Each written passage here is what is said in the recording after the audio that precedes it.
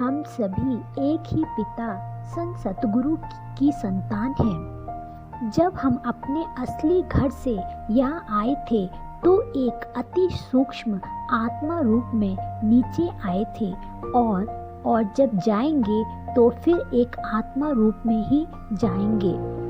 ना तो हम पहले शरीर लेके आए हैं और ना ही ये शरीर हमारे साथ जाएगा। हम सभी आत्मा भाई भाई हैं। हम सभी में सामान्य गुण और शक्तियाँ हैं। आत्मा शक्ति आत्मा के गुण सभी में समान हैं, लेकिन नीचे आने के बाद हमने अनेक अच्छे बुरे कर्म किए और ना जाने कितने जन्म लिए।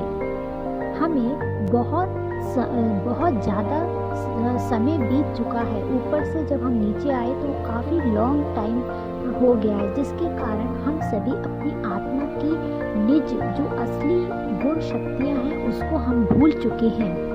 हमारा असली गुण ज्ञान, पवित्रता, प्रेम, सुख, शांति, खुशी, आनंद है। यही हमें एक दूसरे के साथ बांटना चाहिए।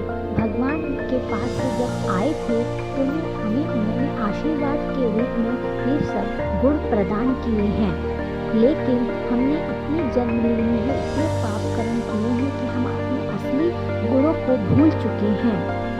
ईर्ष्या, द्वेष, नफरत, चिंता, दूसरों को दुख देना, ये हम आत्माओं के गुण नहीं हैं। यह सभी कलयुगी विकार या कलयुग में जो हमने सीखे हैं वो ये संस्कार कलयुगी संस्कार हैं। यहाँ लौकिक में भी अगर हमारे घर में हमारे दो बच्चे हैं और आपस में हमेशा लड़ते रहते हैं तो माता पिता को कितना दुख पहुँचता है और वो सोचते हैं कि ये दोनों हमेशा प्यार से रहें, अच्छे से रहें, उनको तो हमें कितनी खुशी मिलेगी, तो ऐसा सोचते हैं। तो ऐसे ही हमारे परम पिता संत सतगुरु दाता भी हम सभी को प्यार से रहता हुआ देखना चाहते हैं, क्योंकि जो कर्म हम करके आए हैं वह कर्म तो हम भूल गए हैं। पता नहीं हमने कितने बुरे कर्म करके आए हैं, लेकिन फिर हमारे पिता हम सभी को एक ही दृष्टि से देखते हैं। हमने पता नहीं कितने बुरे पाप कर्म किए हैं, लेकिन फिर भी जो हमारे संत सद्गुरु, जो हमारे असली पिता हैं, जो हमारे कल भी पिता थे, आज भी हैं और आगे भी रहेंगे, वो हम सभी को एक ही समान दृष्टि से और हमारी गुण और विशेषताओं को देखते हैं। वो कभी हमारी बुराई और हमारे रंग रूप को नहीं देखते। तो हमारे पिता हमारे कहते हैं कि जैसा मेरे गुण हैं वही आपके गुण हैं, आप भी सबको समान भाव से, समान रूप से देखो। सब आप सभी भाई भाई हो, आप सभी एक ही परिवार के मेरे बच्चे हो। जीवन में खुश रहने का एक मुख्य फॉर्मूला है, दुआएं दो और दुआएं कमाओ। जो दोगे वही पाओगे। अगर आप किसी को हमेशा ये दिल से दुआ देते हो कि आप खुश रहो, स्वस्थ रहो, तो वो आप जब देते जाओगे वो रिटर्न में आपको 10 गुना 1000 गुना प्लस होके आपके जीवन में लौट के आएगा, क्योंकि जो हम देते हैं वो ही वापस आता है। अगर आप कोई बॉल फेंको सामने तो वो बॉल लौट के आपके पास ही आएगी। अगर आप वाइट बॉल फेंकोगे तो वाइट बॉल आएगी और ब्लैक बॉल फेंकोगे तो ब्लैक बॉल आएगी। आप किसी के साथ अच्छे कर्म, अच्छा व्यवहार करोगे तो वो आपके साथ अच्छा ही बोलेगा, अच्छा व्यवहार करेगा। लेकिन अगर आप किसी के साथ बुरा व्यवहार करते हो तो फिर उसका रिजल्ट भी बुरा होगा, वो भी आपके साथ बुरा ही व्यवहार करेगा। तो जो हम बोते हैं वही काटते हैं। जैसी हमारी सोच होती है वैसे ही हमारा जीवन बनता जाता है। हम जितना अपने आप के लिए और दूसरों के लिए सकारात्मक सोच रखते हैं तो हमारे जीवन में सकारात्मक बढ़ती जाती है, खुशी और शांति बढ़ती जाती है। इसके अलावा थैंक यू और सॉरी, ये दोनों शब्द में बहुत पावर है। अगर हम इन शब्दों का अपने जीवन में प्रयोग करते हैं तो हमारे जीवन में सुख शांति बढ़ती है। अगर हमसे कोई बुरा व्यवहार कर रहा है तो फिर भी अगर हम उसे सॉरी, हमने किसी के साथ कोई बुरा व्यवहार किया तो हमें इमीडिएटली उससे सॉरी बोलने से हमारा मन हल्का रहता है और हमारे मन पे बोझ नहीं रहता। और अगर कोई हमारे साथ अच्छा कर रहा है तो हमें उसे तुरंत थैंक यू बोलना चाहिए, जिससे कि हमारा भी मन खुश होता है और सामने वाले को भी खुशी मिलती है। कमियां तो सब में होती हैं, लेकिन हमें किसी की कमियों को नहीं देखना चाहिए। क्योंकि अगर हमारे हाथ में 5 उँगलियां हैं तो पाँचों उँगलियां समान नहीं होती।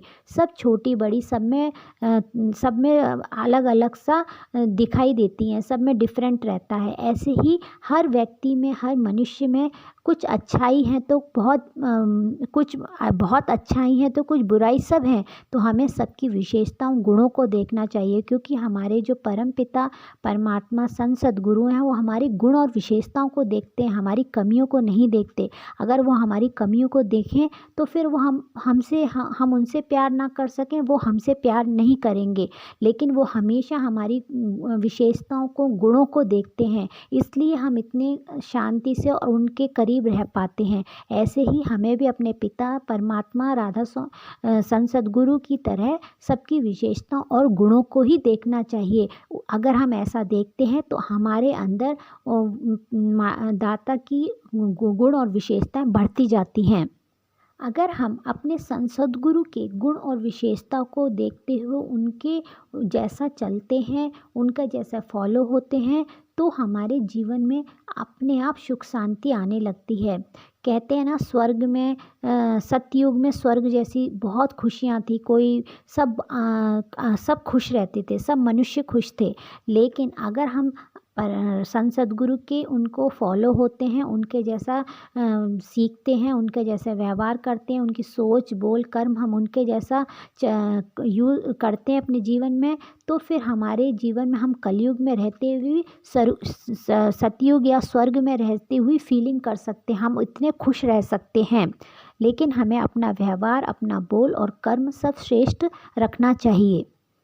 हम सभी असली रूप में एक अति सूक्ष्म बिंदु रूप, प्रकाश रूप है हमारा, और यही प्रकाश रूप हमारे परम पिता संत सद्गुरु का है। लेकिन हम लोग एक छोटे से स्टार हैं, सितारा हैं, वो एक बिग स्टार हैं, बड़े सितारा हैं, लाखों करोड़ों सूर्य का प्रकाश है उनके अंदर।